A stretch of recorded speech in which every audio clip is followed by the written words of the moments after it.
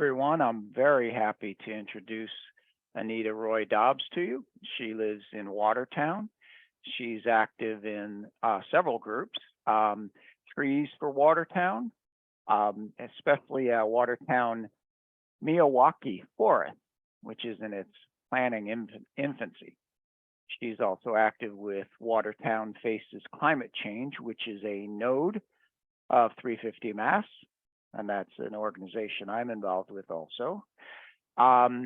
She volunteers the bulk of her energies to Gas Transition Allies and its fight to transition Massachusetts off gas.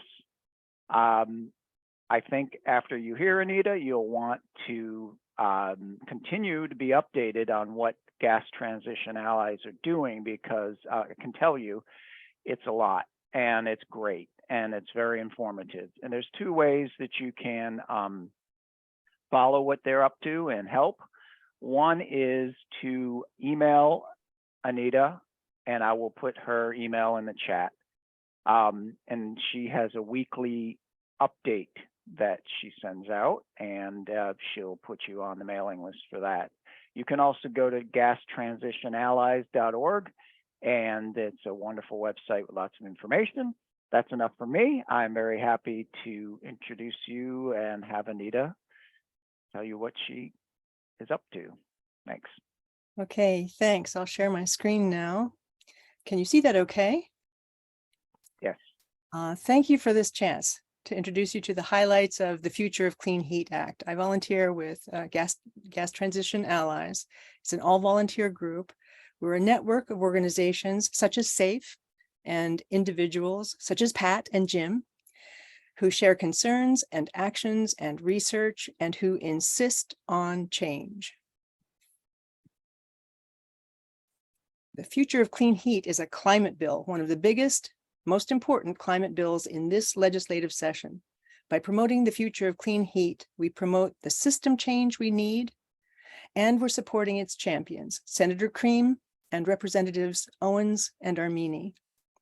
We have 38 co-sponsors as of today.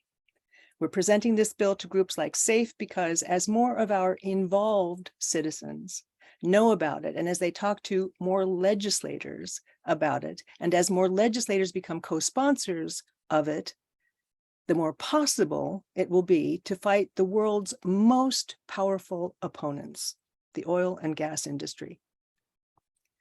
The Future of Clean Heat sets out a comprehensive strategic transition over the next 25 years off gas and onto clean heat.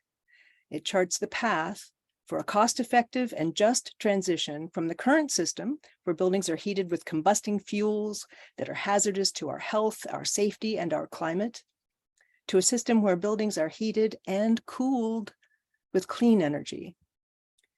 Dirty heat is the big challenge of the building sector, and the building sector is the big challenge of Massachusetts, causing 1/3 of our greenhouse gas emissions.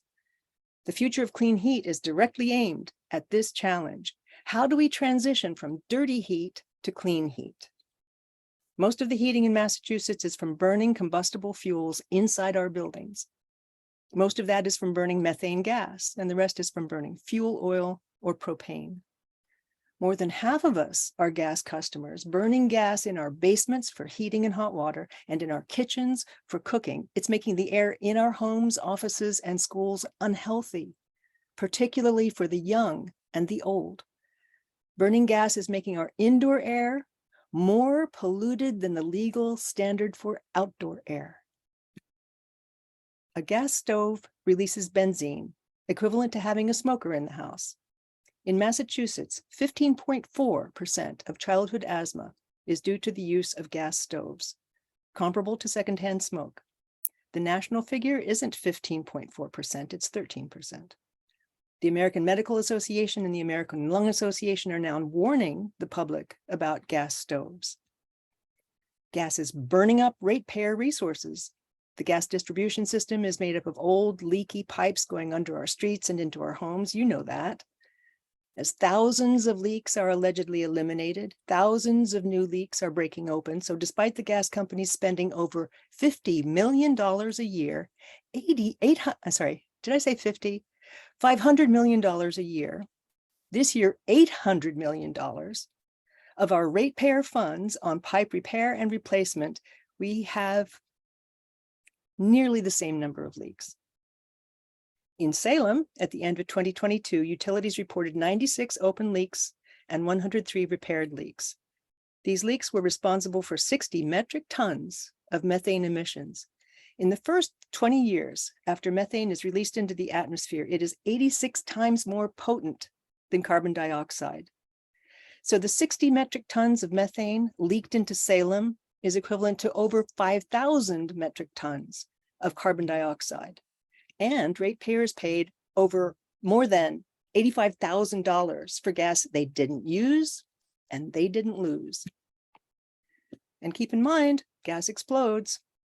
It was 5 years ago in Lawrence, a gas main exploded, killing one young man, injuring 25 more, destroying or damaging about 100 homes. Thousands of families had to evacuate their homes. Some lived in hotels for months. The Commonwealth has committed to reducing statewide greenhouse gas emissions to net zero by 2050. So how do National Grid, Eversource, Berkshire Gas, and other gas companies plan to meet our climate goals? The Department of Public Utilities asked the gas companies for their plans to meet the mandate. All of their plans rely on continuing to deliver climate-harming gases into our buildings, apparently forever. They propose to reduce the climate impact of methane gas by making it fossil fuel-free methane gas, biomethane, and by blending in hydrogen to burn in our homes. It's a way of continuing to sell gas. Like many polluting industries before them, such as tobacco companies, gas companies are mobilizing lobbyists and PR firms to mislead us and our legislators so they can continue business as usual. But they are a much more powerful opponent than tobacco companies.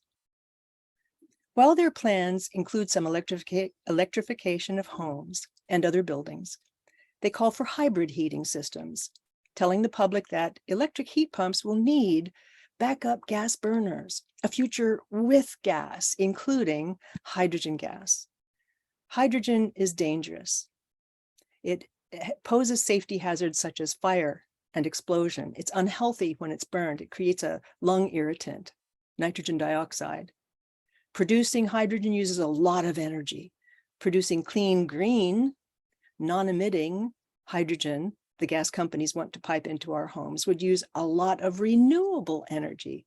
That green hydrogen is much more expensive than methane gas, and it drives renewable energy. It diverts renewable energy from the electric grid. And that jeopardizes the decarbonization efforts of every sector that depends on a clean grid. So green hydrogen has a place in heavy industry, but it has no place in our homes. Biomethane or biogas, or what the industry groups like to call renewable natural gas, RNG, is methane from organic sources such as animal waste. No matter what it's called or where it's from, methane is a powerful greenhouse gas and harms public health. Biomethane is more expensive than fracked fossil gas, and it's not available in sufficient quantities to heat buildings. Good. Biomethane is best used where it is created, on site. In this photo, biomethane is being used on site to provide electricity for the Deer Island waste treatment plant. Meanwhile, gas companies are digging in. Billions of dollars are being spent through the Gas System Enhancement Program to replace leak-prone pipelines in the gas infrastructure, costs that will swell with interest as they are repaid through utility bills over the next decades. They're not paid through the gas company isn't paying for them. Ratepayers pay for them. In this map created by HEAT, the red dots are utility reported sites for pipe replacement in the next 5 years. Among the many urgent reasons to pass the future of clean heat in this legislative session is the hundreds of millions of dollars being spent every year on pipe replacement. It's more profitable, as incentives stand, for investor-owned gas companies to completely replace gas pipelines than to repair the leaks, although repairing is dramatically cheaper, far less disruptive to traffic, road projects, and city budgets. The cost of planned replacement for 2023 alone is more than $800 million. Those plans were approved by the DPU last month. That's almost $1 billion in 1 year. Continuing on that path, our children will be repaying those pipe replacement costs through the end of this century, amounting to more than $40 billion in 2019 dollars. This is how gas companies are investing ratepayers' money. The Future of Clean Heat Act redirects our dollars, and it stipulates that no cost recovery or depreciation associated with gas infrastructure shall be claimed by such gas company after January 1, 2050. This bill requires the gas companies to plan the strategic retirement of the gas distribution system. They have the experts, so that by 2050, we no longer burn gas in our homes, offices, and schools. Each year, gas companies must submit plans and report on the success of the past year's plan. It requires the DPU to scrutinize the plans and develop incentives for the gas companies to reduce gas infrastructure each year and replace it with what is called non-combusting renewable thermal energy infrastructure. Non-combusting thermal energy is provided by heat pumps. Heat pumps use the temperature of the air or the ground as renewable thermal energy, providing much more efficient heating than gas without the emissions, and they provide cooling as well as heating. We've had heat pumps in our lives for decades, refrigerators, air conditioners. The most efficient method of building electrification is networked geothermal energy because ground source heat pumps use significantly less electricity than air source heat pumps. Widespread use of networked geothermal energy with its constant efficiency will reduce the impact on the electric grid, especially in periods of peak demand in the winter and summer. At present, gas companies are delivering only gas. And gas can be delivered only by gas companies. It's highly regulated, it's interstate, it's all dangerous. Each gas company has a local monopoly. In a future with clean heat, instead of gas companies deliver non-combusting renewable thermal energy. This provides a new business model for the companies and their workers. Unlike methane gas, non-combusting thermal energy can also be delivered by competing businesses. This competition might motivate gas companies to get serious about getting us off gas. Transitioning the gas companies to non-combusting thermal energy companies in this way opens a path for them and their workers and their customers to transition to clean energy faster and more equitably. The bill also changes how to address leak-prone pipe. Whenever feasible, gas companies must prioritize using advanced leak repair technology to repair gas leaks rather than replace gas pipelines. And whenever feasible, gas companies must include replacing gas infrastructure with utility-scale non-emitting renewable thermal energy infrastructure. In other words, transition that area to networked geothermal infrastructure or to neighborhood air source heat pumps. Instead of replace or repair, the new standard is repair or retire. Without the future of clean heat, there is no tactical strategy for the transition. At present, customers who can afford to install heat pumps randomly depart from the gas system, leaving the system the same size, same number of pipes, same operating costs, same leaks. Most gas customers can't afford to cover all the expenses of switching off gas, so they have no choice but to keep using gas. No choice. But these remaining customers have higher and higher monthly charges as the operating costs are spread among fewer and fewer households, even before assessment of the extra $40 billion for new pipes.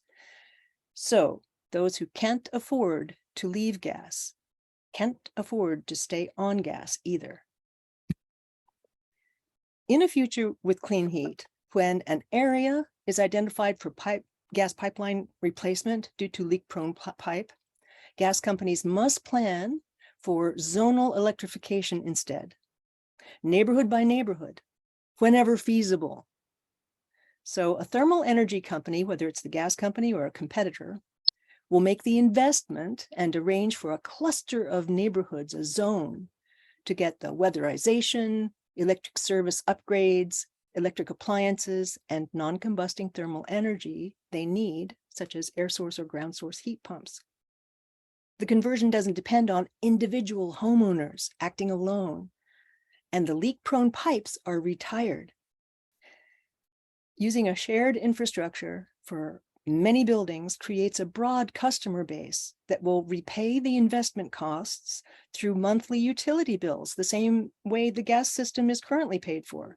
It's a utility scale solution to a utility scale problem.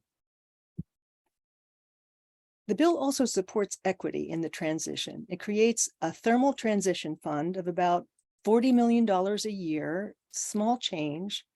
It comes from a small charge on ratepayer bills. It provides an equitable transition for customers who cannot afford to electrify their buildings without assistance. It requires a just transition for our skilled gas workers who might otherwise be displaced. Gas companies have to retrain their workers and offer them comparable family-sustaining jobs in the new clean energy system. $40 million a year is a drop, but it's in the right bucket. The future of clean heat prohibits the distribution of any amount of hydrogen to buildings, with a narrow exception for industrial processes that are difficult to decarbonize. And there's a very stringent set of conditions about the biomethane, which is so restrictive that it pretty much restricts their use because it says it has to be, for one thing, more affordable. When gas companies submit gas system enhancement plans each year, and when the Department of Public Utilities reviews those plans, this bill requires both of them to consider and report on the impacts of those plans on public health, indoor air quality, public safety, and reduction in greenhouse gas emissions. So the Future of Clean Heat Act brings transformative changes to the gas distribution industry. It requires the Department of Public Utilities to take a leadership role to hasten the Commonwealth's transition to clean heat, put away the rubber stamp. The DPU needs to propose solutions and innovations, not just react to what is brought before it by the gas companies. It is not enough to leave advocacy of the public interest to the Attorney General as ratepayer advocate. The legislature needs to expand the mandate of the DPU to be accountable and proactive on behalf of the public it is charged to serve. This is a path forward. So what's happening with the bill right now? It's in TUE hearings, July 12 and 13. Neither of your Salem legislators has co-signed the bill. I think these are your legislators. So if you communicate with them, at least let them know that they need to know what's in this bill. It's important. They need to become familiar with it. And they also need to know that you will back them up. And we've got materials to back you up. I'll put into the chat some of the resources listed at the very top there. And please contact me if I can do anything to help in your efforts to promote this. Stop sharing screen now.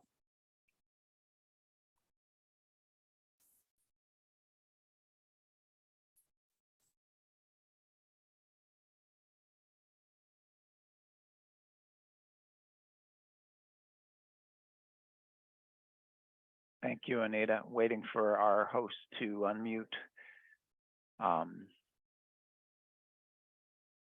In the meantime, I've just put into the chat 3 documents. The first is an 18-page roadmap if you want to do a deep dive and get some good, statistics and facts. The next 2 links go to summaries. One is 10 reasons to love the future of clean heat, and the other is kind of the heart of why this is a real transition, and that is the neighborhood zonal electrification, neighborhood electrification. So those two last links are to brief, quick summaries. Thank you. Thank you, Anita. I am now putting into the chat your email address and also your website. And I encourage people to sign up for your newsletter. It's once a week is definitely doable. And I really appreciate what you have shared. I appreciate that you gave us an update on our representatives. And we will be talking about that.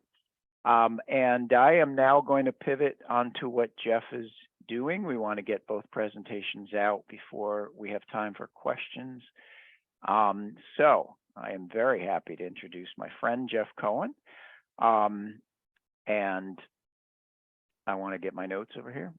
So he was spent 9 years as chair or co-chair of Salem's No Place for Hate Committee, which is now called the Human Rights Coalition. He wrote the original sanctuary ordinance on behalf of that committee, and he's helped guide the process to have Indigenous Peoples Day. He was vice chair of SERC, Salem. Jeff, what's the acronym? Sustainability, Energy, and Resiliency Committee. Thank you. For 7 years, but he's been on the committee longer than that, way back to when it was the Renewable Energy Task Force. He's an original member of North Shore chapter of Citizens Climate Lobby, of which I've been a member for many years. He's about to submit a wage theft ordinance to the council. And the one thing I want to add is, to the notes that Jeff sent me was that he knows Salem, he knows sustainability, and he's going to talk about his efforts and the efforts of the city currently. And for those of you that don't live in our city, many of these efforts are replicable in your towns. So I hope you are as encouraged and excited by what Jeff's been doing since he became a counselor a couple years ago. So I will turn it over now to Jeff. Thanks, Rob and Pat and Jim and everyone in SAFE. And I'm very humbled to share the stage with Anita. That was a really great presentation. I don't have a slideshow. I'm wearing my Earth Guardians Vote Earth shirt. So I'm going to go pretty quickly so that people can ask questions of Anita and myself. And I'm going to start with the home rule petition and the status.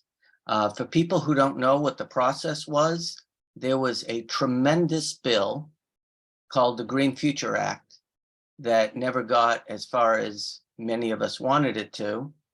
And it ended up kind of being distilled down to the climate bill. And some of the differences are the Green Future Act had a significant amount of allocation to environmental justice communities who would have received lots of funding for resiliency projects, which makes sense. There was a carbon pricing component, which is a great way to mitigate the crisis, and also over $10 million to retrain people from the fossil to the renewable industry. As part of the climate bill, there's a 10 community pilot program.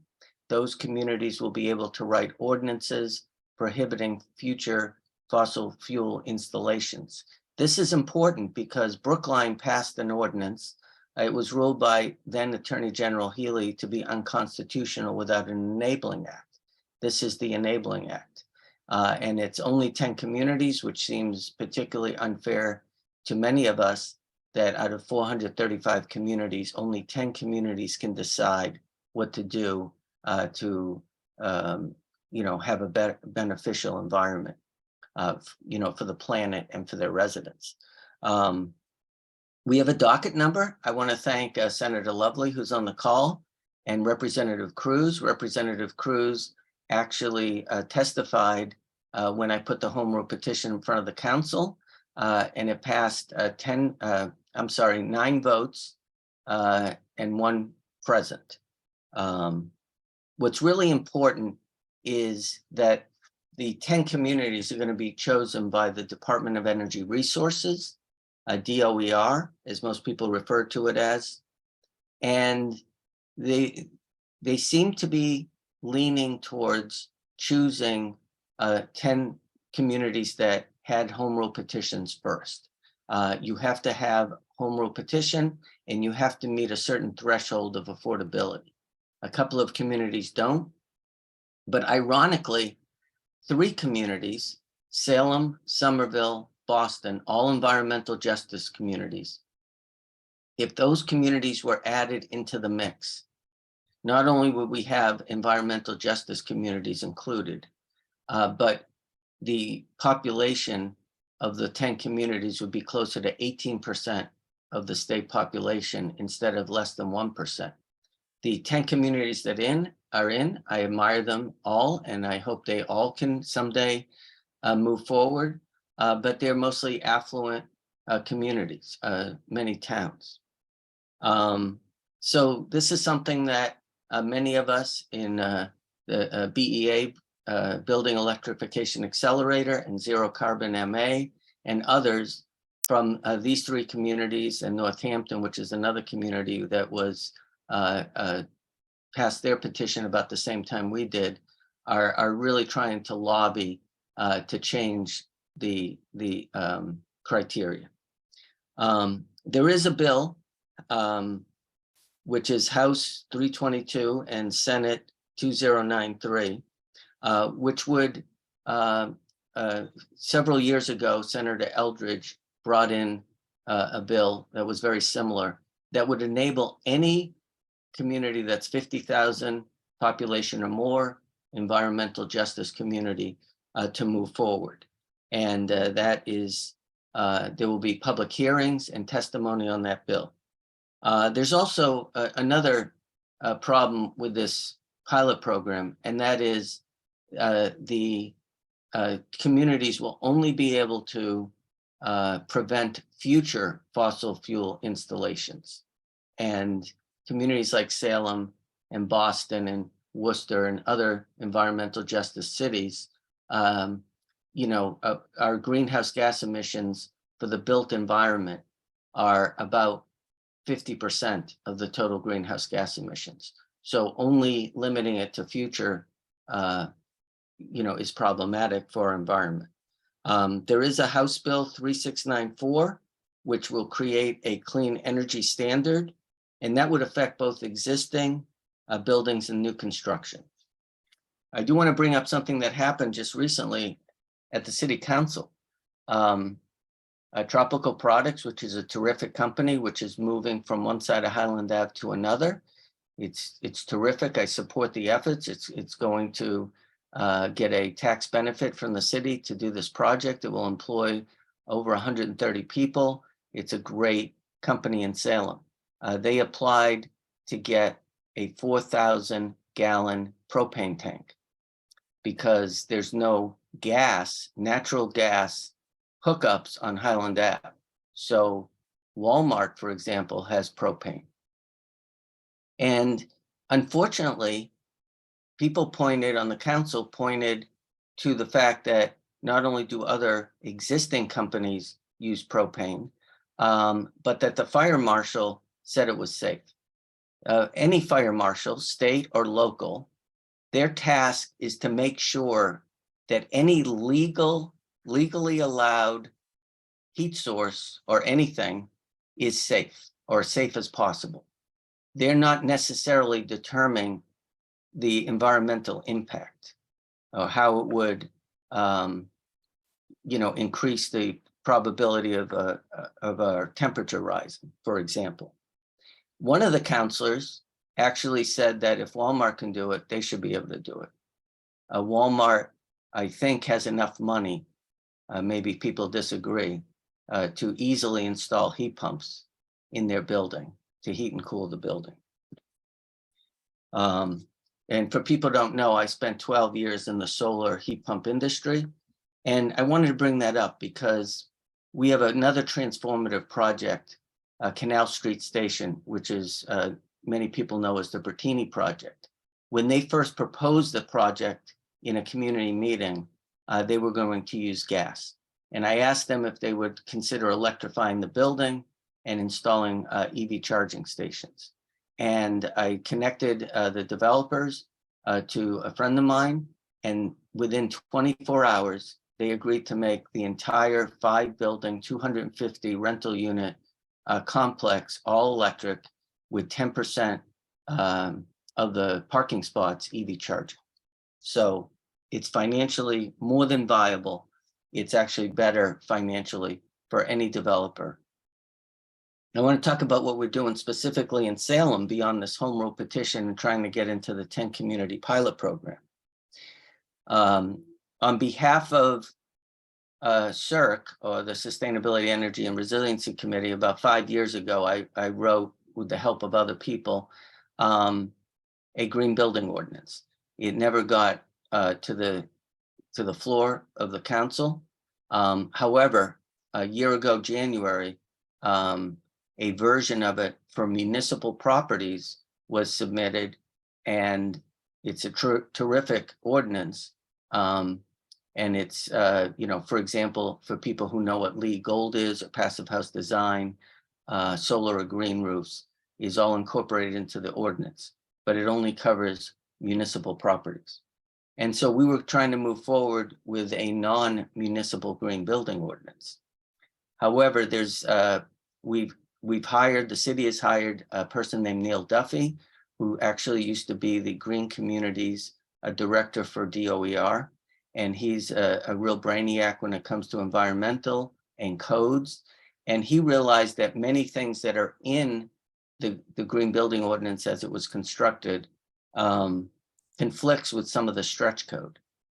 For people who don't know what the stretch code is that several years ago, communities were able to opt into what they call the stretch code. That stretch code is significantly better for environmental reasons than what existed statewide prior. And it was an opt-in, and Salem opted in before we were mandated to do so. At one point, 3 years ago, all green communities, 299 of them, were mandated to opt in. This year, we're able to adopt what they call the specialized stretch code.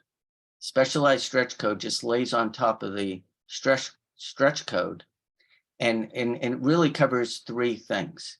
It has mandates for buildings to use passive house design in most cases. There is a component where under certain conditions, solar is required where it's viable. And instead of with the stretch code where it's optional to create the wiring to electrify a building, this would mandate, it's required to have wiring that would enable heat pump technology, for example. All we have to do in Salem is pass it at the city council, and I put up a motion for us to consider it. I did have a meeting when acting Mayor Bob McCarthy was in place, and we met with the then building commissioner, Tom St. Pierre, and Councilor Varela, who has been a really good ally, as Pat said, on environmental things. There was some resistance by the building commissioner.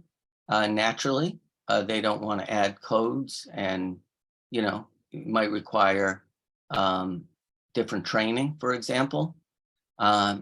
There's an open position, and as soon as we have a new building commissioner, Councilor Varela, myself, Neil Duffy, who we find someone who will help us guide us through the process, we'll meet with the mayor and let them know that we would like to put the specialized code in front of the city council, where I'm hoping it will pass 11-0. This is a very good option to the green building ordinance. What it won't include is something that I'll continue to work on, which is EV charging and bicycle parking, to make sure that we have the capacity so that we can have the number of electric cars and bicycles that we need for the transportation sector.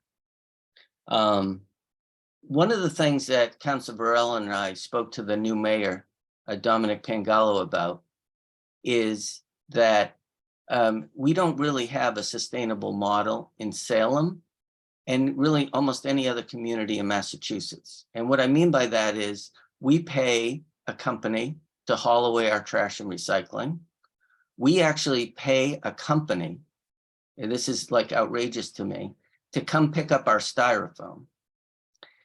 And that company makes a decent amount of money selling the styrofoam, processing it and selling it. And there's lots of uses for it. The other problem is that we talk about how great that program is, but such a very small percentage of people take advantage of it. It's mostly the affluent people in our community, people aware of recycling. We also are going to, right now we pay about $5 million a year to haul away our trash and recycling. And that is probably going to almost double when the contract runs out in 2025. And we can do things. We can get grants to purchase a styrofoam compactor. We can get equipment through grant money, not tax money. And we attempted to do it and were thwarted somewhat by the engineering department to have our own composting facility. Councilor Varela and I have talked to the schools and they are going to come up with a composting program. But as everyone knows, some people in Salem compost, and when they compost, that compostable materials is actually turned into revenue. So there's no reason that we can't lower our taxes and pay less money to haul away trash. Food, for example, accounts for probably 30% or more of the total weight of trash, and we pay by tonnage. So we can lower the taxes to remove our waste. We can create revenue. We can create jobs for people to work at these facilities. And we can, most importantly, improve the environment and our health. I do want to mention one other thing, which I think is really important and goes along with what Anita was talking about. And that is the conversion to heat pump technology. In the roadmap bill that was passed a couple of years ago, the goal was to convert 1 million homes. There's about 2.9 million homes. And in the first year, 455 homes were converted to heat pump technology. So the state, through the Clean Energy Center, changed the incentives. And many people have heard me and other people talk about it. It's $10,000 to convert your home. You don't have to get rid of your old heat source. You have to commit to using it only as an emergency. You can get incentives if you don't do your entire home. If you're lower income, you can get up to $16,000. And in many cases, that would cover the total cost. You can also, if you get a Mass Save assessment, get the heat loan, which is no money down, no interest. So for no money down, no interest, you can, get a technology. You can get incentives that will pay for most of the cost, if not all of it. And you will save a lot of money in the future. And of course, our environment will benefit. And it's just like solar. Solar, all the incentives in Massachusetts, where we were once until 2015, had the best incentives in the United States. Now we're one of the worst states in the country for solar incentives. It's outrageous. More solar, more wind mitigates the stress on the grid. There was just a report in the Globe that because of the increase in solar through 2018, the stress on the grid is less than they anticipated. So there's a person, Steve Andrade, who did the Peabody Peaker documentary, who has been doing a videotaping. Nancy Morgan, who part of CCL, did a video that's up on YouTube about single family homes. However, every apartment and every condo, if they have unique meters, electric, gas, they can get $10,000 just for that space. So if you have a 3-family, or as I do, a 4-family, you can, a landlord or property owner, all the condos can get heat pumps almost at cost, if not, less. And Steve's doing a video with me on that. So look forward to that. But the bottom line is that as much as we work to do things like the 10 community pilot program, the communities that are suffering are environmental justice communities. There's no reason that Somerville, Boston, and Salem shouldn't be included. And there's really no reason that we should only be focused on 10 communities. Why is it fair for Arlington to do it and not Salem? Why is it okay for 425 communities not to be able to determine how they are going to interact with the environment and mitigate the climate crisis? Because if we don't all do it together, we're not going to benefit. The most disturbing thing, and I'll end with this, is that just 10 years ago, the IPCC, the International Panel for Climate Change, through the UN, determined that we had only about 10 years to get our act together. And as Jim Malloy and I were talking about the other day, this is not like we can pass those 10 years and still fix things. There's a tipping point that we can't go back. And just 2 years ago, they revised the report and said we have less time. So I'm super appreciative to watch what Anita put up, because that really will address the existing infrastructure. But we can't allow new buildings, and we've got to find a way to make sure that existing buildings are able to convert to the technology. We have, believe it or not, it's going to be in front of the council, a flood resiliency ordinance that only applies to buildings 6 units or more. We have a tree ordinance in place that only applies to buildings that are 5 units or more. This is less than 4% of the city. And what about everyone else? And what about our environment?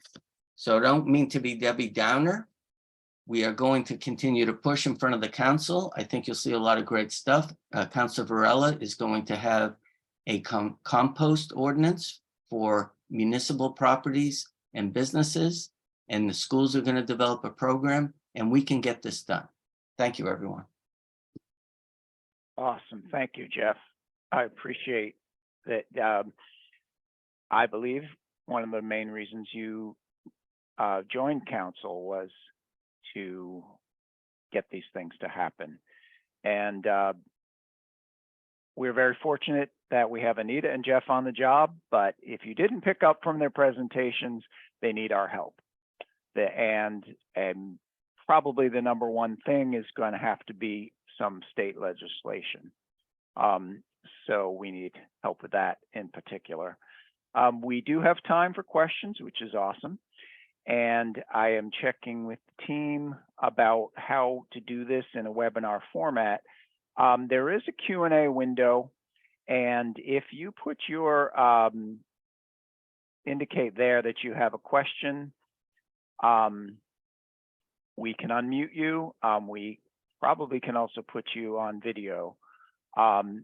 Another option would be to just type in your question into the Q&A.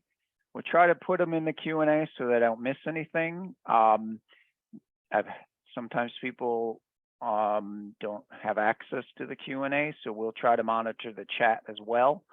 But let's try to use the Q&A if possible. And I'm looking at that now. So far, no questions. Jeff, I do have a question for you, which is, are you willing to answer questions afterwards? And if so, how could we get those questions answered? You mean like through email or something like that? Yeah, something like that. Yes, of course. I think the big thing is we have one city council meeting on July 13th. And then because all the councilors except for councilors McLean, Varela, and myself voted to take the rest of the summer off, the next meeting is until September 15th. So we're going to have, Councilor Varela is committed to having some public health, safety, environment meetings, and we can have other meetings, hearings. But the big thing is when ordinances are in front of the council, I'll keep people posted so people can do public testimony or lobby your counselor. No different than what Anita was talking about with your state rep or state senator on the bills that she and I talked about. Great, thanks, Jeff. And I'm going to paste in your email into the chat. I do have a question here from Pat Gazemba, co-chair of SAFE. And she's asking Anita to talk about the installation of networked geothermal. How deep are the boreholes? How complex is this to do? So the reason to ask about how deep are the boreholes for networked geothermal is that it's very distinct from some geothermal projects that dig very, very deep. They drill very deep into the ground, and there are a few different technologies about that. I'm not an expert, unfortunately, but you can find out much more at heat.org, HEET.org. The idea about the networked geothermal is that in the same sort of area that the gas pipes are being laid, you can have the water pipes, because water, or something very much like water, is going to be what is transferring the temperature difference from the ground to the heat pumps in your house. So it's ground source of temperature, thermal energy. And so those pipes are laid about 5 feet below the surface. At that point, the temperature is about 55 degrees. So just give or take, it's about 5 feet. That is not enough volume of water or temperature change to take care of all of the houses that could be on that network. So deeper boreholes are drilled, and I think it's a couple 100 feet, maybe. I really shouldn't say anything because I don't really know. It's much less than those other geothermal projects. So can I get back to you? Can I supply this information when I speak to you next? Or when I Yes. answer your emails? Absolutely. And we do have in the Q&A, the typical boreholes are 200 to 400 feet. So thank you. The new technology that Anita is talking about sounds much more doable. And the reason it's so much more efficient than air source heat pumps is that what's happening is the same as your refrigerator. It's taking the temperature of the air outside of the refrigerator. It's using a refrigerant to do just massive amplification of that temperature, and using that amplified temperature somehow to create the cooling inside of your refrigerator and your freezer and your air conditioner. Refrigerant is used in the heat pumps that either heat or cool our buildings too. But unlike the back of your refrigerator or the heat pump outside, when it's cold and you want to heat, you don't have this the temperature variation that you have with the air source heat pumps. They still work. It's great, but it takes more electricity. So the conversion, when you convert electricity into heat or cooling, air source heat pumps are very efficient, but like I think it's 3 to 4 times more efficient than than other technologies, such as heating with gas. But the efficiency of the ground source heat pump is something like 6 times as efficient. So if you put in 1 unit of electricity, you get 6 units of electricity's worth of heating back out of it, just in terms of energy exchange. I do agree with that, but I would like to make a comment, Anita. Good. Thank you. And that is, yes, ground source heat pumps are currently the most efficient way to heat and cool a property. However, there's many places in Massachusetts, especially Salem, that it's very difficult to drill because of ledging and other concerns. We have buildings that are in vulnerable areas, and we have a lot of low-income residents who live in buildings that really the only way we're going to get those buildings to a better place is to use air source heat pumps. So although I agree with you that the goal should be more ground source heat pumps, we're not going to cover all the important populations that we need to with that by itself.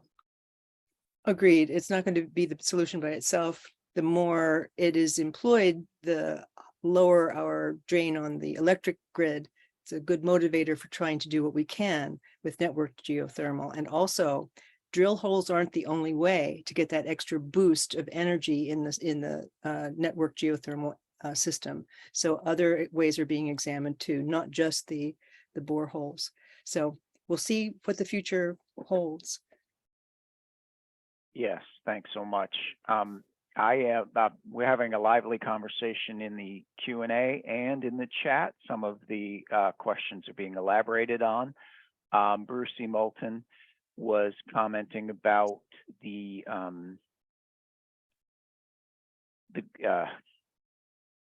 geothermal, and I don't know if she'd like to speak or herself on that.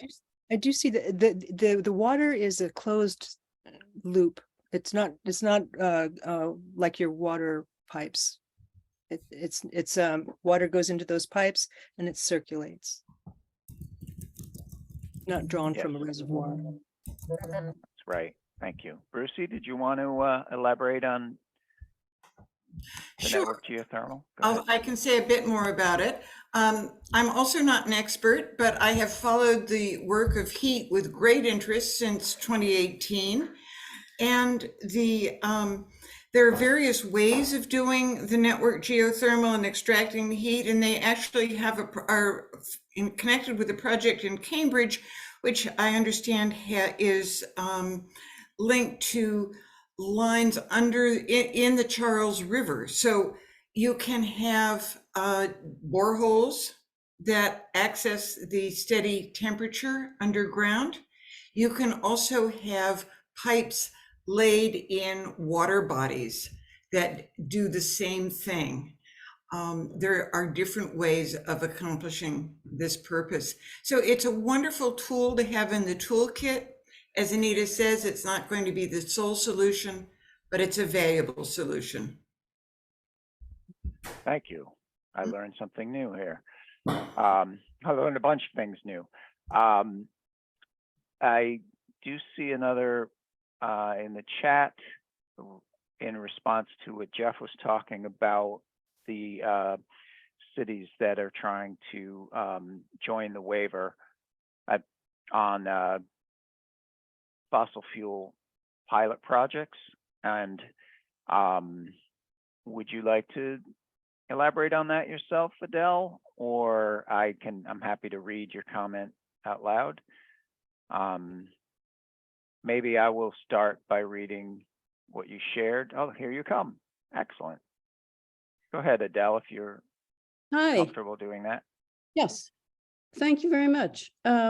Senator Comerford and Representative Sabadosa have introduced two bills, S 2093 and H 3227, which will also be heard on July 12th and 13th.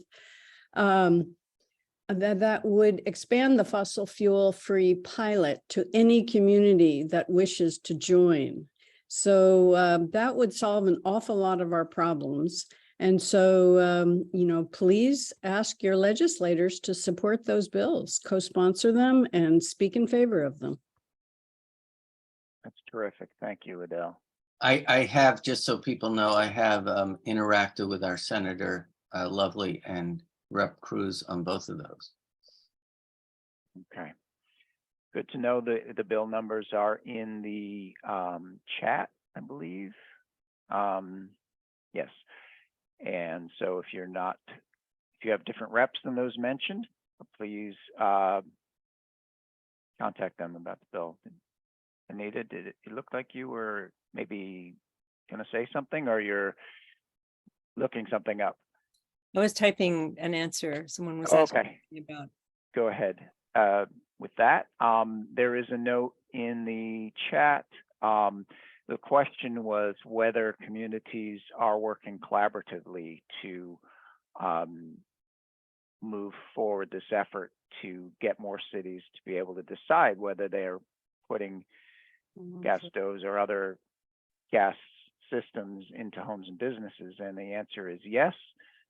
There is a zero carbon MA group that I'm not remembering, but that is, they're leading that effort. And Jeff also confirmed that the municipalities are trying to help each other get this done. And Jeff mentioned also, and I want it to be lost because environmental justice is a top priority for SAFE. But what's happening is that cities and towns that are environmental justice communities are not able to say, let's stop putting new gas infrastructure into our homes. So the very communities that have the highest levels of asthma and have historically been borne the brunt of the toxicity and other problems with energy infrastructure are not really represented in the 10 towns that are gotten the waiver. So it's sort of the same problem that we need to be proactive to rectify. And let's see, we do have time for more questions. I'm going to say this though. Environmental justice is a designation by the state, and it really also applies to a ratio of how many low income people live in that area. And most of those people, of course, live in vulnerable areas for resiliency. So in addition to already being affected with asthma or whatever, we're really not addressing the communities that don't have the ability to, as Anita put in her presentation, to pay their way out of the fossil fuel. I'm going to step in and say that I really appreciated what Jeff said about the number of conversions that are being made to heat pumps, air source heat pumps. Just because ground source heat pumps will be more efficient does not mean that we should hesitate to get those air source heat pumps in place. I mean, even though the pilots are happening in Framingham and other places, the gas company is just dragging its heels on those pilots, and the regulators are saying we need a lot more data. We need more data. We need. It's like 10 years down the road that we'll start seeing any real movement. Okay, 5 years down the road that we'll see any real movement on network geothermal in my perception of things, which I hope is mistaken. But we cannot wait. So even if you're going to replace sometime in the next 5 or 20 years, your air source heat pumps with ground source heat pumps, they can't convert, by the way. And the gas pipes can't convert to being geothermal pipes. We can't wait for that next stage. You just got to, I mean, anybody who can convert, we need you to convert. Thank you. That's a very important point. We are past the hour, and I do want to give Pat an opportunity to wrap things up real quickly in the chat regarding Zero Carbon MA. They have a website. It's www.zerocarbonma.org if you want to see what's going on with other towns and what we're talking about with this, chili sauce. the bills that were mentioned. Someone also wanted to have those bills named verbally in case people aren't seeing the text. I'll repeat that. They were named verbally, but I'll repeat them. H3227 and S2093, and probably more about those on that website that was referenced. And over to you, Pat. I had a couple of questions that I wanted to try. If Anita or Jeff wants to comment on them. The first thing I wanted to make as a statement is that I'm personally thrilled that in Beverly, they got a federal grant for $8 million to do ground source geothermal for their public library. And that is, they've already drilled the test boreholes, and they're beginning that project to bring geothermal to the Beverly Public Library. And I really congratulate them on having done that. The other big project over in Beverly that has happened is that the Beverly Police Department is run on ground source geothermal. So I think that we have right in our midst great examples of municipalities moving towards doing something dramatic with their municipal buildings. So having the police department and the library is really a gem, I think, in Beverly's environmental efforts. And I really want to second what Anita said about, yeah, doing the ground source geothermal is really terrific. It's probably better, but we're in a climate emergency. There is no reason for us to be stopping going forward with getting air source heat pumps in our homes if we have the resource to do it. And if we have the resource to do that, we probably ought to be advocating for resources for everybody to be able to do that. I mean, I think Jeff's emphasis all along on environmental justice has been really, really effective. I think that we've raised consciousness in this city about environmental justice. We've found that with stakeholder groups that we're working with on other issues for SAFE. So let's keep talking about environmental justice, and let's keep making the point that Anita made, which is, as more affluent households, like I'm looking at my household, and we spent 2 hours today talking to someone about vetting bids that we have gotten for air source heat pumps. So I'm right there. I'm in the front lines. If you're still thinking about this, there are many of us who have been talking about this who are also in the process of trying to figure out how we can get those air source heat pumps. And it's not easy. And talk about a way that you can feel stupid. Going through listening to all of the pitches from the different people. We've gotten great leads. Jeff Cohen gave us a great lead about a person to talk with regarding the air source heat pumps, and we were thrilled to be talking with her about it. Now, of course, one of the things that we're starting to think about is how we can pay for that other electricity that we'll be using with the air source heat pumps. And it brought us into exploring solar panels as well. So could we put enough solar panels on our house so that we could make up, so that we would have so that we could create enough electricity with the solar panels to power the air source heat pumps, 2 pumps that we will need to have for the house. So it's a big exploration, and I think it takes time, but I also feel more honest going through this process so that I can talk with other people about the challenges that are there for us to do it. But I look at Jeff Cohen, and he's got 4 apartments in his house, and he's got air source heat pumps. I heard all about the rebates that he got. And I think this is really important for us to do if we can do it, if we have the resources to do it, to become leaders in that. Anita or Jeff, do you want to comment at all on my meanderings about ground source heat pumps and about the imperative to get going on getting our own homes heated this way? So, having been in the industry, I'll say this. There's kind of a myth, and Anita talked about the myth that the national grids and the fossil fuel Columbia gas spread, and that is that these heat pumps cannot operate under a certain temperature. It's not true. I had a pipe freeze for one of my tenants' oil boiler, and it didn't matter that we couldn't use the boiler, because even though the temperature was less than 10 degrees or 5 degrees, the space was perfectly heated with the heat pumps. The technology is terrific. And I'm not talking about geothermal. Geothermal is tremendous. But just on the lesser, which is more available, air source heat pumps, they're about 70% more efficient than oil heat. 50 to 70% more than gas heat. Propane, which I was talking about, is a very volatile heat and creates a lot of carbon monoxide, believe it or not.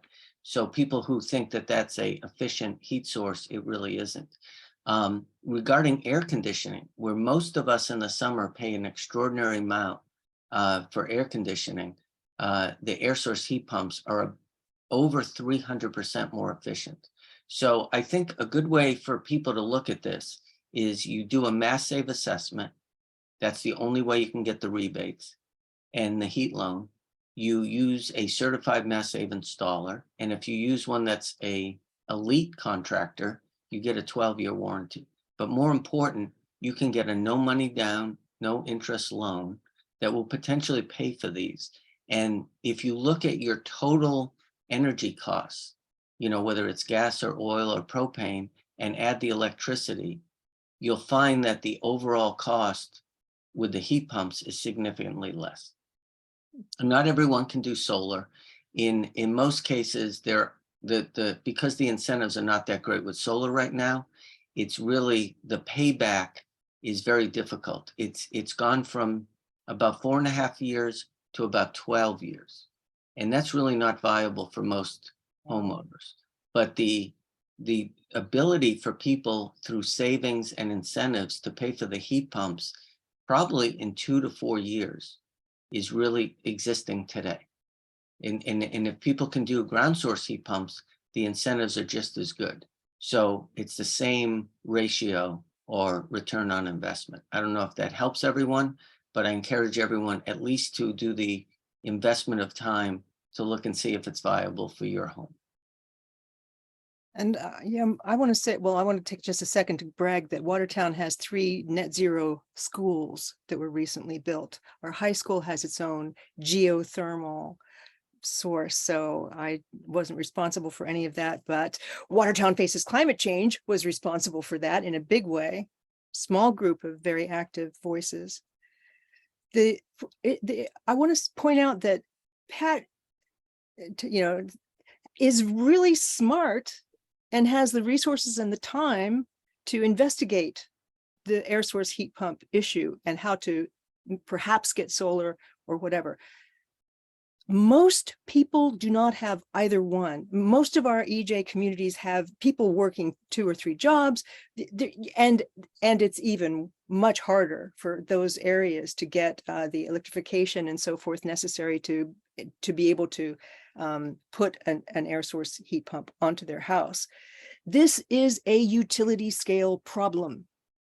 And even as we do as much conversion as we can possibly do right now, we need to push on mass save to do it differently. And we need to push our legislators and our DPU to address this utility scale problem with a utility scale solution. And am I passionate? The future of clean heat is not only advocating for network geothermal, it's advocating for zonal electrification, whether that's with an air source heat pump or with a ground source heat pump. And it does not lay out all of the how-tos on that because it doesn't have the experts. The legislature needs to say, you do this, and then the regulators and the people in the business say, oh, this is how we do that. They make the regulations and the standards and the so forth, the nuts and bolts of getting there. But the legislature has to say where they're going, and where they have to go is they have to reach a utility scale solution to this massive problem. People can't, how many hundreds and thousands of hours of individual research time is going into figuring out how to do the right thing by our communities? You know, the leaders in our communities need to do the right thing by our people. I'd like to add something. Senator Lovely just sent me a message. She and her family are investing in expanded property where she lives in Salem, and are not only doing geothermal, but induction, heat, cooking, and very important, she wants people to know that she couldn't do this investment without the incentives that exist. So, we fortunately live in a state where our legislature has moved, forward on some good things. And we have some bills in front of us that Anita, Adele, myself, we've all talked about that we really need to make sure don't get passed forward to next year. Thanks, Jeff. Pat, I think we're going to wrap up. You're doing the wrap up. I just want to make a note that this is being recorded. It'll be shared on the SAFE blog and also on our social media platforms. And you'll be able to share this with people that you want to learn what you just learned. Go ahead, Pat. Okay. I wanted to share one other thing, and this is about the bill. And Jeff, the number of this bill popped out of my head on the municipal demonstration project. Do you have that number of that bill? Could you put it in the chat? But to the expansion of the municipality pilot project that Jeff has been spearheading for Salem and that others are spearheading, is one that we really need to pay attention to. And I want to thank Jeff. On July 12th, he and Councilor Varela are going to be testifying at the legislature in favor of that expansion of the 10 municipality pilot, so that more environmental justice cities would be there. But really what we think is every municipality in Massachusetts should have the capacity to join, to participate in the privileges that municipal demonstration pilot would give us. So Jeff and Councilor Varela will testify in favor of that on July 12th, and Jim Malloy and I will testify on July 13th, also in support of the bill. Jeff and Andy Varela will be testifying in the House hearing, and Jim Malloy and I will be testifying in the Senate hearing. And the word we get from Lisa Cunningham, who is one of the leaders in the Building Electrification Accelerator and in the Zero Carbon Mass project, she says that Senator Barrett, who is the co-chair of TUE, is very favorable about expansion of that 10 municipal demonstration project. So I really thank Jeff Cohen for being first one out of the box, getting our home rule petition in there. If it had been signed by our previous mayor, it would have been ahead of the pack, but it's now in there, and we are very grateful. So I think that thank you, Jeff, for putting the bill numbers in there. We should write to Senator Lovely, who is dealing with all of this, and she's on this call right now, and ask her to support not only the future of Clean Heat bill, but also to support the expansion of the 10 municipality pilot. Those are both really important. And we thank Senator Lovely for coming tonight. And we also thank her for going through the process that people go through when they're doing that. Joan, I've been wringing my hands, and we can wring them together about the process of doing this. So what, Rob, do you have a slide that you can share that has other ways to, for folks to support this? We should write to Representative Manny Cruz, and we should write to Senator Lovely, and we should ask them to support the future of clean heat and ask them to support the expansion of the 10 municipality bill. Those are really important for us to do. And Anita, thank you so much for leading us through the high level stuff up there on Beacon Hill, and Jeff for doing the work on the ground here in Salem, which is often not so easy to do. So we invite all of you to go to our Facebook page, Safe Salem Alliance for the Environment. We have the Facebook page. To join our Twitter, we are Salem Safe on Twitter, and to go to our blog, salemsafe.org. And we will keep you updated on all of this. I know that some folks are thinking that SAFE is all about offshore wind. We are about offshore wind, but we have always been about, and we've been about offshore wind for a long time, but we are really about getting off of fossil fuels. And our main target became natural gas. And partly that happened because we ended up hosting a natural gas plant in this community. And that's not so surprising that that happens in EJ communities routinely. So thank you so much to all of you for coming tonight, and we will make sure that you get information on the Safe Listserv. And if you are attending here, please put your email into the chat, and we will try to give you as much information as we can coming out of this webinar tonight. So thanks a lot, and please stay tuned.